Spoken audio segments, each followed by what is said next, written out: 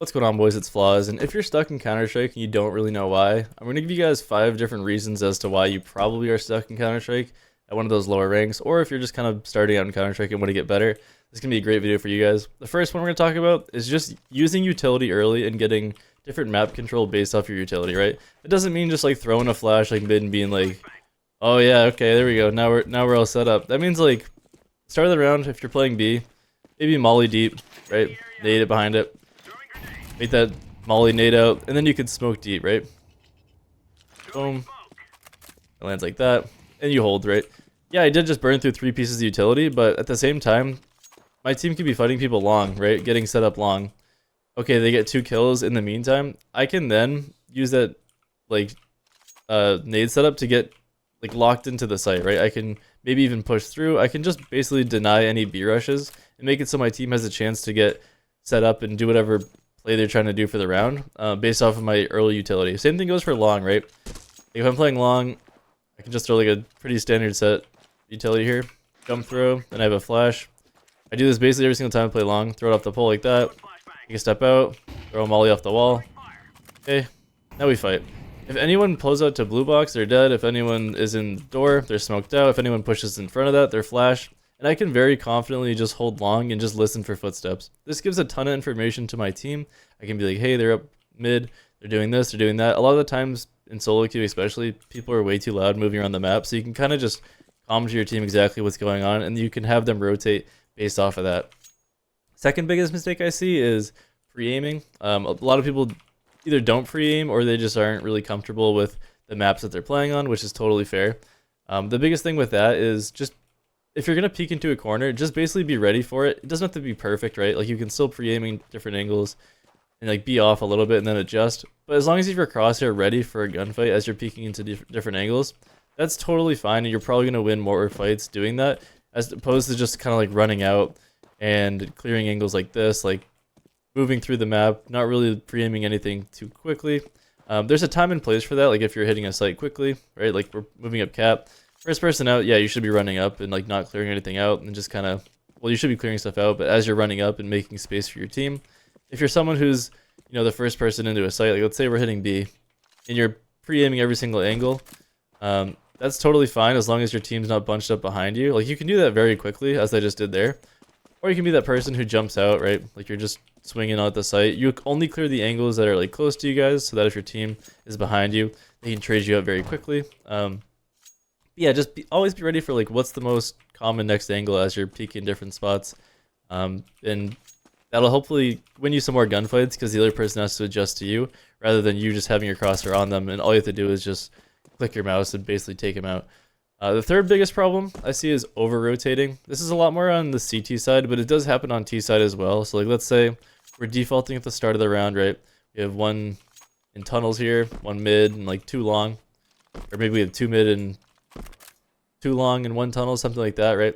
If I'm here and we get like 2 kills long, there's no way that I beat the CTs across mid, up cat to A, right? If my team's already up cat, that's a little different story, but it kind of makes sense for me just to kind of hang out here, maybe hang out in tunnels, and just make sure that the CTs can't flank us, or I can just call out to my team and be like, hey, maybe I'm in tunnels here. I just heard one rotate off B, let me try to work it. He rotates off B, I come out here, maybe it's a 1v1 fight, and maybe I even die. I still have great info for my team. Okay, one's going to be late to the rotate when you're actually hitting the A site. Or I come out here and I get the kill. Okay, now it's really confusing for the CTs of where we're actually going, right? So that's why I just mean, like, don't rotate too fast. Like, still play your game. If your team's yelling at you, just be like, just understand that you probably know more than them about the actual game and how to rotates work and how lurking works. There's a lot of times where people don't lurk on T side, which is a thing in itself, but if you're good at it, a lurk can be like a huge role in your T side and securing rounds. On CT side though, what I mean by that is, like, let's say we got stuff early, we throw those nades, we get long early, and I'm set up here. If some stuff starts to happen towards mid, I've seen people that like fall off a little bit too quick, right? Instead of just holding this angle, they might just start running back to site. Okay, now if anyone's cat, they can hear that, they can call out to their team long, maybe they start to work out long, and then you go back to long to hold this angle because it died back down, and then you get killed from someone who's like already out long and they kind of hit a timing on you, right? don't even give them the option for that. Like, just play in a position that either you're working forward or you're just kind of like maneuvering around the map to get info for your team.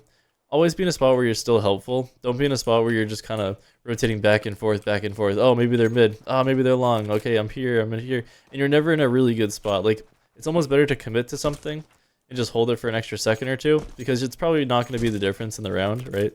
Like, most of the time when someone takes a site, they'll smoke off maybe door or window, right? Or if it's A, they'll probably smoke CT, or they'll run up here. Like, a big thing with that is that extra second just to clear different angles out. Like, let's say, okay, I'm mid, they smoked out A, they're crossing. In that meantime, I can just start to work mid out, right? Like, I can see, okay, is anyone lower? Is anyone lurking on us? No, we're good. And now we can start to work this, not having to worry about anyone coming at the flank. And we actually have a better retake because someone's cat, someone's CT. Maybe we have someone long as well. Like, find those different timings in the round where nothing's really happening and try to just clear out and future-proof yourself for like later in the round. That's like a big one with over-rotating. That's the third one. The fourth one I'm going to talk about is sensitivity. And I'm sure everyone's heard about like, oh, finding your sense, like finding where you're like how you aim the best. I always think in lower ranks, people have very, very low sensitivity. The problem with that is you can't really clear out angles as you're like peeking into different parts of the site, right? So if I'm here and I'm working up, I should be able to, if someone peeks out here, like in this spot, I should be able to swing over and start to spray him down in case they hit a timing on me, right? Like they hear me running up on a site. Okay, I'm clearing out cat. And then I should be able to flick between these positions. This is like huge in clutch situations. So like if someone's maybe finding timings through like ramp through the smoke, you might be able to get someone on site and then someone actually reacts to it like long. You want to be able to just flick around to different positions, right? It doesn't really matter if you have like such a low sense that you can like slowly flick to 1 pixel or 2 pixels away. Most of the time you can just spam those pixels and you're basically gonna get the same amount of kills, right? Like it makes more sense to me for you to be able to like flick around to different angles and hold different positions and find kills that way. As you can see, like I don't have a crazy low sense. I have a pretty medium to high sensitivity. And this just makes it so that I can flick around to different angles, I can take fights quickly, and I can like just move from angle to angle as I'm taking the site or I'm holding the site. It also makes it so you can throw nades very quickly. So like let's say I'm here, okay, I want to throw a flash with my feet, throw something like that. It pops, you peek out with it, right? There's different things like that where it's like high sensitivity is just very helpful, especially when you're taking sites quickly and you want to just clear out different angles. Like let's say we're going into B. Okay, you're clearing this out. High sensitivity, I'm just flicking around. Even if I don't get this kill because my sensitivity is too high, there's a really good chance that I can at least get that information to my team rather than me just walking out and be like, I don't really want to like clear behind me because my wrist has to move, 30 feet and I have to keep picking up my mouse pad and going like this just to see someone behind me. So like always be able to at least do a 180 in your sensitivity, and then from there you can kind of start to like slowly work it back. But I would say most people in like lower ranks just don't have a high enough sensitivity for their actual like play style or how they want to play the game. That's the fourth one. The last one and the fifth one is just giving up too soon, and that can either mean like in a 1v3 or if like the game seems like it's doomed, maybe you lost 5 rounds in a row and it feels really bad. That's like a huge one where people will just kind of give up. They'll start to be really negative. Honestly, just mute those people. Just keep playing your game. Work on something that game if you're losing or if you're winning by a ton. Maybe try something new, like maybe try to throw like a new smoke or a new nade or a new Molotov. Because even if you mess up and it looks stupid, if I do something like that, I'm like, oh, whoops, that's not it. I mean, you're going to lose the game or you're going to win the game regardless, right? Like that Molotov's not going to really do much. But let's say you do find something where you're like, oh, that was really cool. Like, let me try to do that every game. Or like you throw this smoke or something. And you're like, okay, let's try that one out. Let's try this flash out. In those games where you're losing, always try to do something, right? Like in those rounds you're losing too, always try to find something. Like that's one of the biggest things is, okay, let's say you're playing on B. Oh, your team starts to die at A, okay? You could go clear out B. See, okay, no one's coming tunnels. Great. I can start to fall off the site. Okay, instead of it being a 3v5, like maybe 2 of your teammates died long at the start of the round, what you can start to do is try to find different areas of the map where you have an advantage again, right? It's like maybe you have 3 people in CT. Instead of trying to fight this angle where people can spam you, they can nade the smoke, they can molly you out. It's a really tough fight. You might as well take your 3 teammates with you. And if they said, oh, there's 3 long, try to take those 3 teammates, like, it's like you and 2 other teammates actually, so 3 people total, and try to fight those 2 people that could be mid, right? Oh, maybe you overwhelm someone who's playing bottom tons, right? They're just kind of waiting here. Okay, now you get that 1 kill. Jump back up to here, up to cat. Maybe you're trying to work through here. Bomb's just getting planted now. Maybe you get a kill cat. Okay, now it's a 3v3, right? Instead of it being like a lost round where it's a 3v5 when everyone's just kind of sitting here. Okay, they naded, they mollied, they threw flashes, they threw HEs. You guys are really hurt, you've been spammed out. I guess we gotta save this round, right? Or maybe you go for it, but it's a really bad situation because they've gotten set up cap, they've gotten set up everywhere.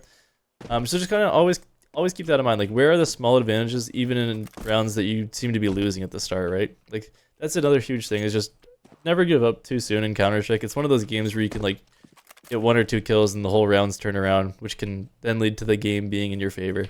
But I hope this helped you guys out. If you guys have any questions, leave them in the comments down below. But otherwise, I'll see you guys in the next one. Later.